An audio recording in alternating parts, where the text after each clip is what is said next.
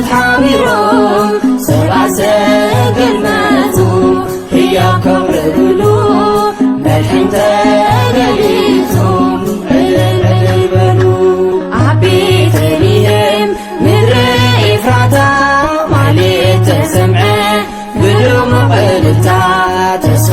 ናይ ኣዳም ብርሃን ተወሊዱ ናይ ጽልማት ዘመን የለን ተወዲኡ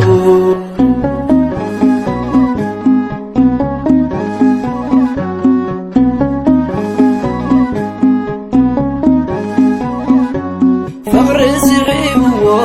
ኣምላክ ካብ መንበሩ ካብ ሰማይ ሰማያት ናብ ምድሪ